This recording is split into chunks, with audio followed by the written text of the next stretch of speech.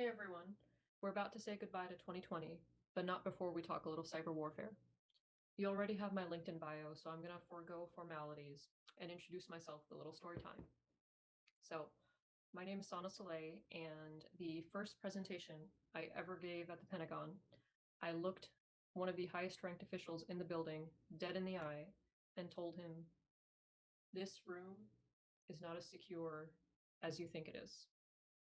He was taken aback. He was a little unsettled. His eyes bugged out a little bit. And in hindsight, it was an interesting thing to say to someone who had a bomb shelter in his bathroom. But I proved my argument from the 50,000-foot view all the way down to the decorative moldings in the room in which we sat. It was a different approach. That was for sure. It's usually death by PowerPoint in the Puzzle Palace. But I was making the point that we often paper over latent vulnerabilities. We paper over deficits with the familiar, with decorum, with rank, with hierarchy, with groupthink, with acronyms, with the Beltway's alphabet soup, with ritual, and with symbols. And I argued that our tactical brilliance, even our tactical military successes, were just a fig leaf for strategic failure. And that all those tactical successes make us feel good and they keep us busy, but they don't cover the significant blind spots in our national security. I gave illustrative examples from our cybersecurity strategy, or lack thereof. I drew connections to architecture and operational design within warfare, and on and on and on. All these different disciplines coalesced together in my argument. It was admittedly a little different in approach. Again, it's usually a PowerPoint, opaque arguments, a task list. But I made the argument with such certitude then, to be honest, even several years later, I could be making the same argument with just as much conviction, with just a few modifications. I swear, I picked this discussion topic well before the recent national cybersecurity headlines. It's because I push for strategic rigor specifically and thought leadership generally wherever I go. And I always saw that if you tilt things just a little off center, our strategic weaknesses are laid bare for our enemies to exploit. All they've got to do is seize the initiative. And they do. They seize the initiative all the time. Now, I'm going to unpack why that puts us at a disadvantage in cyber warfare and what we've got to do about it. And so I didn't know it back then. To circle back, I didn't know it back then, but that first presentation, it had changed the trajectory of my whole career. Because I always assumed that I'd leave that post pretty quickly. I expected that I'd take a traditional path as a government attorney or spend many years at a firm, that I'd have to satiate my passion for cybersecurity after the 9 to 5. So what that set a chain of events in motion that provided me with the perfect storm of events. It allowed me to be absolutely candid and not be beholden to telling those 4 stars exactly what they wanted to hear. And yes, doing the work and the due diligence and interrogating assumptions, looking at things from every angle, sure. But also having that luxury of real, genuine air cover from those bosses who realized after a while that I had a knack for predicting things. They realized they wanted to hear the unvarnished advice. They not only gave me the freedom to grow and build cachet and my skill set, to grow thick skin whenever they didn't take my advice, I was agnostic about it, but it gave me a rare opportunity in government to appraise the aerial view and step out of the silos that usually trip folks up in hierarchical environments.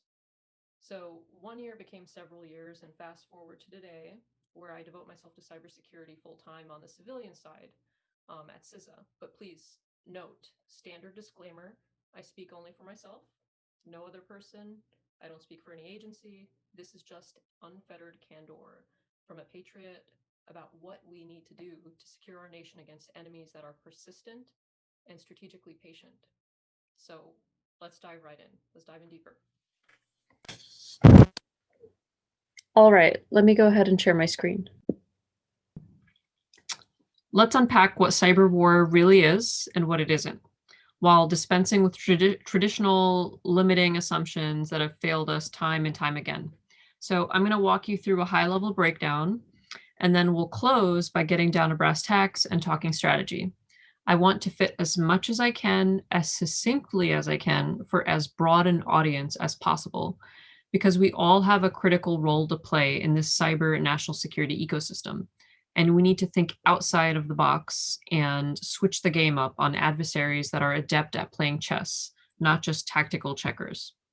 I hope you like my Zoom background. I chose it to emphasize and encourage detaching from the usual circumstances.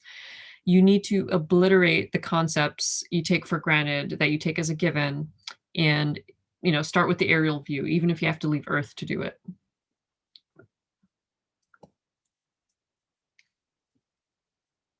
So I'm going to need you to reframe the way you typically think about war in order to wrap your mind around what's currently happening right under our noses and where that leaves us if one of these attacks actually does end up causing loss of life. With cyber warfare, the ordinary, the everyday, the mundane, it can be weaponized at scale. For this crowd, I don't have to detail how something technically can be innocuous but still have a malicious payload. So, generally speaking, I'm going to say if you can conceive of it, if you can imagine it, if you can imagine that workaround and that loophole, it's likely doable. And it's enough, with enough abstraction and persistence, anything can be conceptualized.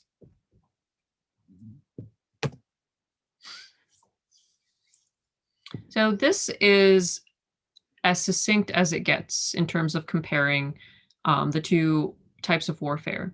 Attacks in a conventional war more or less give us a rough idea, or actually a pretty solid idea of time, of scale, and it has finite endpoints.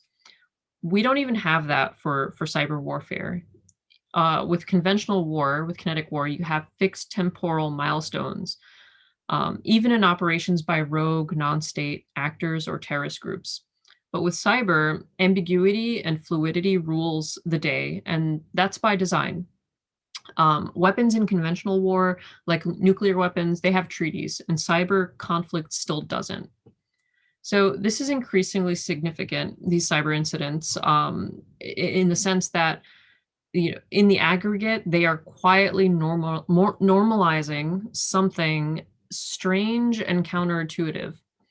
Even though private individuals, for instance, are indicted or otherwise held to account for attacks that are clearly nation state backed and driven by resources and prowess of a state, at the same time, it's quietly become the norm for non-combatant citizens and private companies to be attacked even during what we consider peacetime.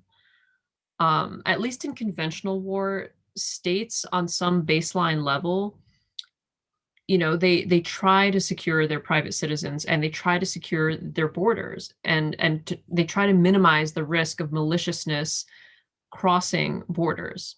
But we're becoming more and more used to this untethering of Westphalian norms, of this idea of states just being able at a very baseline level to protect what goes on in their borders and to protect their private citizens and the companies that do business with them.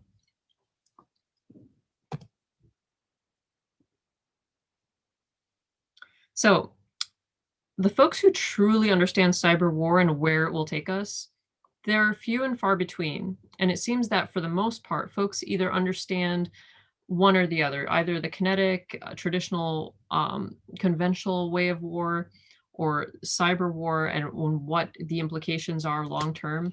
And the two sides just kind of talk past each other. That won't stop the clock on cyber warfare's maturation. It will eventually catch us flat footed. It arguably already has, even though there hasn't been loss of life yet on the level of conventional war. But this is altogether an untenable strategic position. So, with cyber warfare, you either have those who indulge in catastrophizing and comparisons to Pearl Harbor, like in recent weeks, or you have skeptics that don't distinguish or recognize the clear, alarming distinctions from conventional, solely kinetic armed conflict. There's no in between, or maybe these two groups are just the loudest, right? Either people are breathlessly hyperbolizing, or they find the concept of cyber war entertaining, but stretching all credulity, kind of like a Tom Cruise film. The middle ground for the past 7 to 10 years appears to be force fitting or trying to terraform cyber conflict into traditional warfare norms, keeping us stuck in place.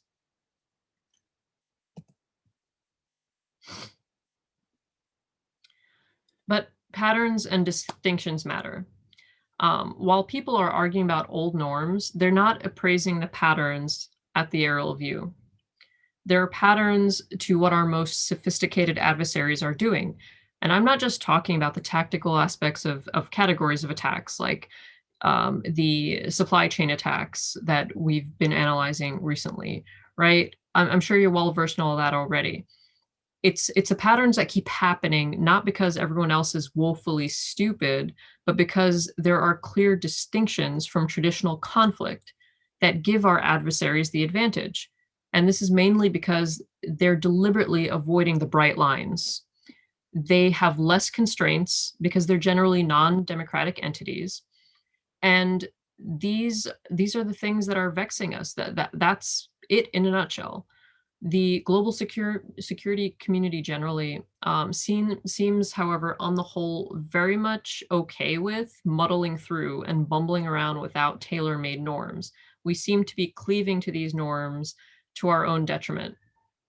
And being on the whole reluctant to shake the game up and draw up new cyber-specific norms and rules of engagement, it's beyond time to do that. Until then, these blind spots will keep allowing for NotPetya's and solar winds at a minimum.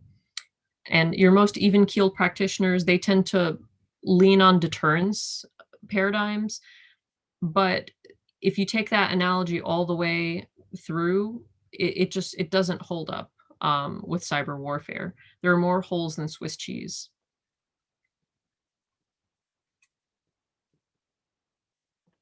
So this is a little video I made, just a quick envisioning of what I mean. These are the bright lines. Imagine these bright lines are norms and laws that we've long accepted. These are centuries in the making, right? We're dealing with something entirely different here, right? How do you deal with an adversary that, one, operates below the threshold of armed attack, which avoids triggering Article 51 and clear norms and laws, operates, number two, above the threshold of espionage, three, leverages tools from the dark web so that they cleverly don't show their hand or lose their own best tools in the wild and potentially get them reverse engineered against them. And four, they can leverage organized crime groups beyond the reach of our extradition, or leverage mercenaries, surrogates, proxies. So this is what our adversaries are brilliant at in the short term, all the while still playing the long game and being strategic in the long term. They tiptoe around existing bright lines and weave in and out of static boxes and frameworks. So what are these bright lines, you ask? Oh, now the video decides to work. That's okay.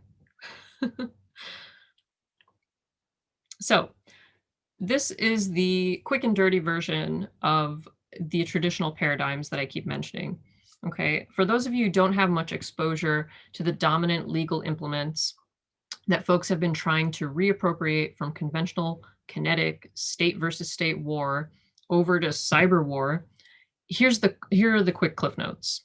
You'll quickly realize why this has been inadequate for cybersecurity strategy. Jus in bello norms govern justice within war. Laws governing how a state conducts war once hostilities have begun. And you can't be indiscriminate and target civilians. With jus ad bellum, that's an analysis regarding whether you even have a right to go to war in the first place. They're the laws governing whether a state can resort to war. And you can only go to war as an intervention for when innocent life is in danger, not to just recapture things or punish people who have done wrong. So it can't be punitive. So when does a state have a right to go to war? When attacked, basically, in a nutshell. Under the UN Charter, that's when an armed attack occurs. So you see, those require a clear initiation and cessation of hostilities, right? And even then, it's only clearly triggered when armed attack, loss of life is part of the equation. So this is why it hasn't been particularly hard for them to evade evade those bright lines in the video that I hope works this time. They can weave in and out and just literally stay away from those third rails that would electrify them, or in the case of international law, trigger Article 51, the right to self-defense. It's been pretty feckless, as far as a construct for hacks that have been targeting private companies and private civilians in recent years. Given the number of civilians targeted, given the lack of restraint in terms of proportion, and the systems and economies indiscriminately impacted, you tell me whether this is an appropriate construct for cyber war. And this isn't just limited to UN Charter Article 51 analysis. These laws and philosophies developed over centuries. They're older than Aquinas. So you see, this is why people are having a hard time dispensing with these orthodox ways of thinking. And it's no wonder people are loath to let it go. We have a whole regime of law, philosophy, military science that took forever to develop around kinetic state versus state warfare with tangible boundaries in every sense. The problem is these analyses are only truly clear and applicable once death has occurred. And even then, our muddled strategy and norms may leave us with fewer options, fewer clear paths ahead, and possibly fewer, if any, allies with whom we've built a consensus. And by then it will be too late. We can't wait for that loss of life. Slide.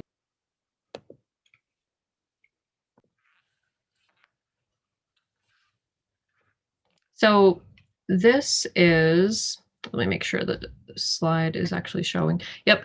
Okay, so this graphic, generally speaking, is what most folks think of when they think of conventional warfare. That's mostly kinetic, Westphalian, state versus state, international humanitarian law norms, basic IR.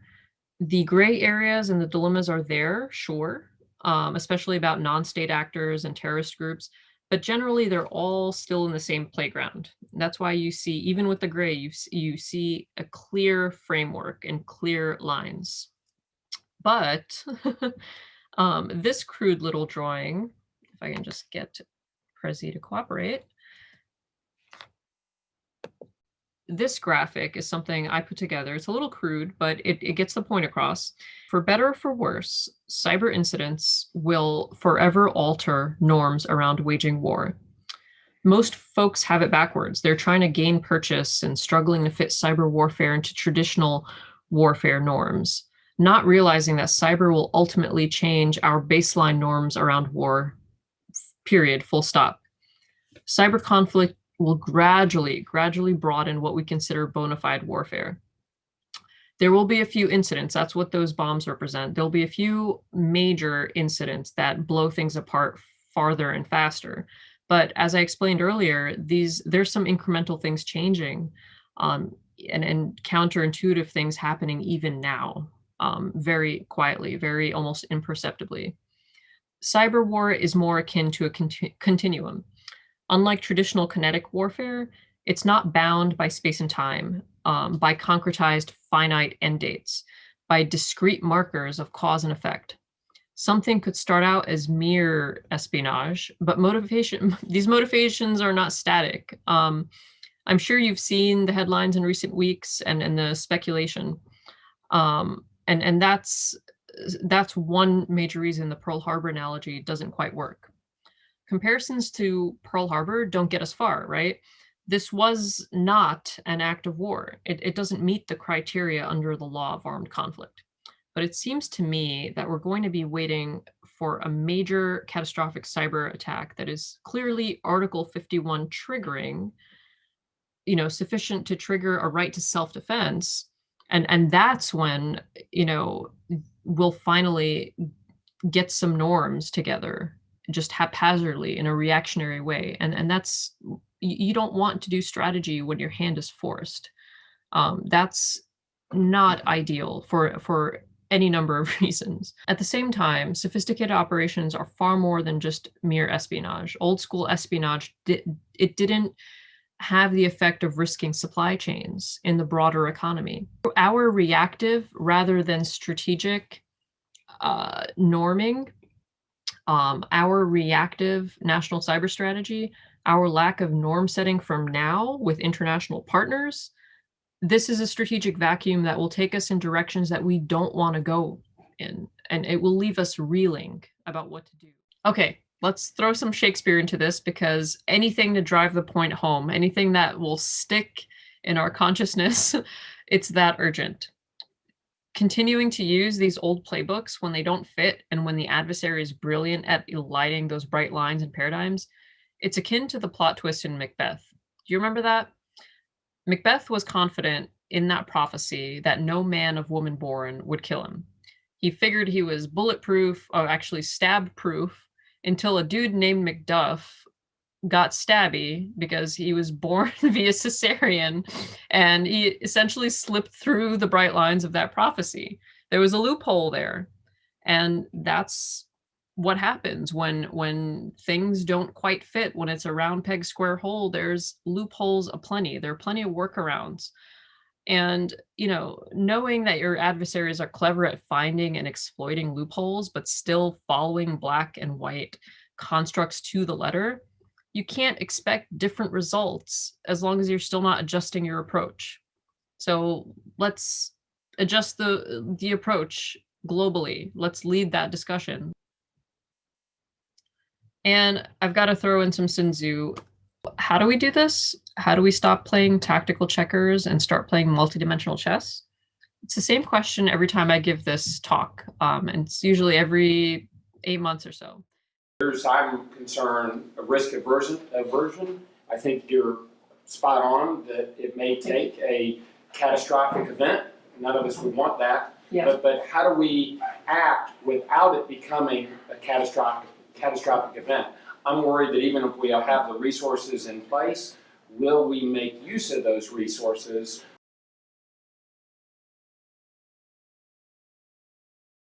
So how do we have the will to do what you're describing? So there's risks in a kinetic strike response, obviously. Becomes very publicized. You see the results of it. You talked about some of the risk of how a cyber attack could go bad.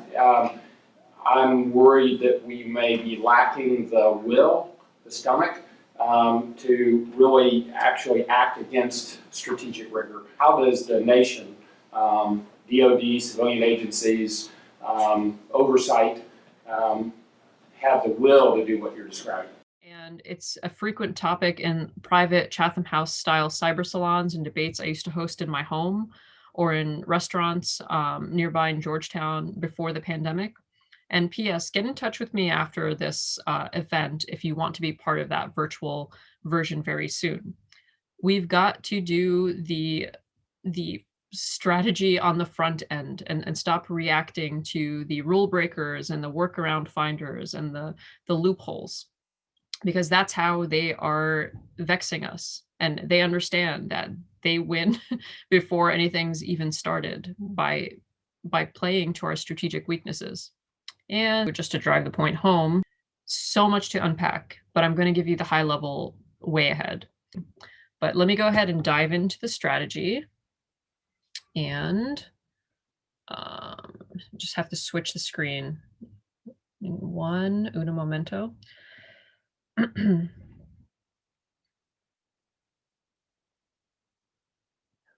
What next? What's the way ahead? In theory, this using a blank wall as a whiteboard was a cool idea, but I think I'm going to switch it around so that you can see this more clearly. So, strategic rigor, how do we get there?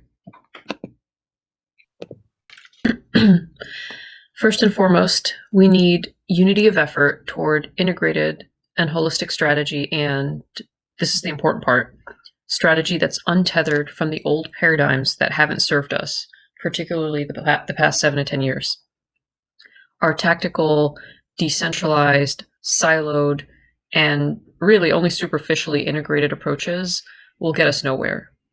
In fact, this militates against beating our adversaries at their own game. So we need integrated, holistic, value-based strategy at the outset, separate and apart from what I call tactical froth. Secondly,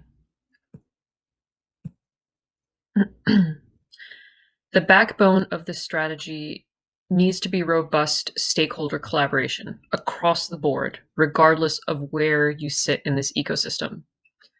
A dynamic multi-stakeholder domain that's constantly evolving, constantly changing, constantly outpacing regulations. This needs unprecedented stakeholder engagement. Multilateral information sharing with domestic and international partners, coordinating, collaborating, unifying with stakeholders and meeting them at eye level, it has new urgency now. If you're private sector, work national security into your cyber spend. If you're public sector, learn how to meet the private sector at eye level and incentivize participation or cooperation. National cybersecurity strategy absolutely needs to be duly informed by robust information sharing and dialogue with our private sector stakeholders, international partners, et cetera, et cetera. And yes, this won't happen overnight. We've got a lot of work to do. We need to deliberately, methodically, intentionally lead the way for the rest of the world, we being the US, with our stakeholders bought in and working with us shoulder to shoulder. Third, de-silo your organization wherever you sit in the cyber ecosystem. Please step out of your silos wherever you are and push for this. Push for breaking those walls down and the ones in your vicinity. Be the gadfly. Tear down the walls, and when you've torn down yours, look for the others to obliterate. Work towards this like your life depends on it. So naturally, there are dependencies and risks, right? These things are challenging. What can we do to trounce those obstacles in our path? Well, we can start by supporting and funding organizations, agencies, and initiatives that actually operationalize the strategy all day, every day. For instance, the Cyber Solarium Commission report, that was brilliant and a step in the right direction. I may not agree with its heavy reliance on deterrence, but that's another discussion beyond the remit of this particular presentation.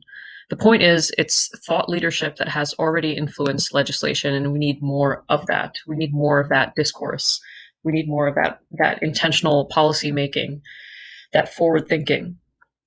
But funding the tip of the spear, it's straightforward, right? It's a straightforward solution. Funding reflects our priorities, right? CISA is unique because it's required to do an unprecedented amount of coordination and stakeholder engagement. And it's unique because it's the first civilian, non-military cybersecurity Fed lead. So let's empower its missions to the utmost. You wouldn't expect to get filet mignon with McDonald's money, now would you? We need to really, really think through our strategic investments. And agencies like CISA, they need to be more than just part of the equation.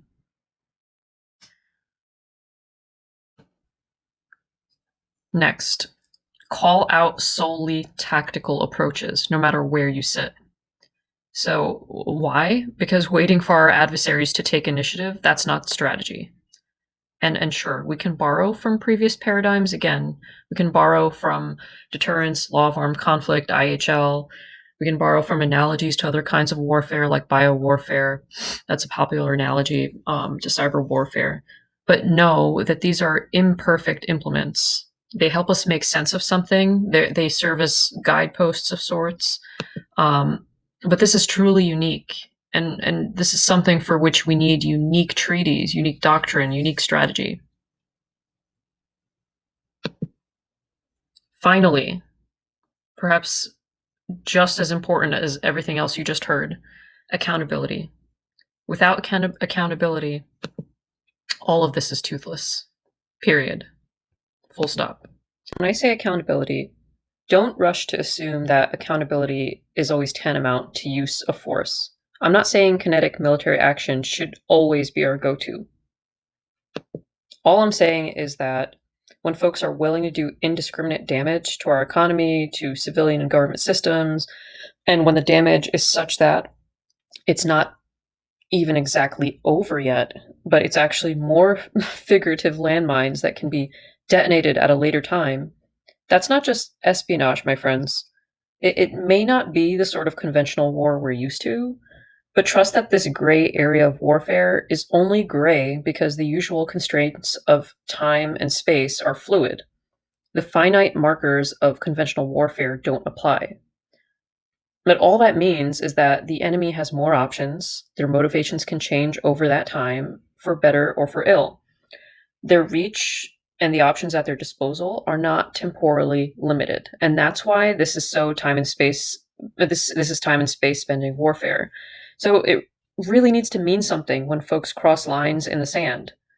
And again, I'm not saying kinetic response is the first on the table, but we do need to break free from ill-fitting paradigms and figure out what actions in self-defense we have, what warrants use of force, and so on and so on.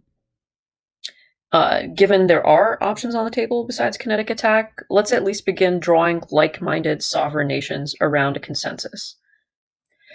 And there's so much more. Thank you. There's more to unpack, but in the interest of time, in the interest of reaching as broad and diverse an audience as possible, as broad a sampling of stakeholders as possible, those are the bare bones of the framework, the launch pad for everything else. And I wanted to introduce it in such a way that it makes sense to you no matter where you sit in the cyber ecosystem.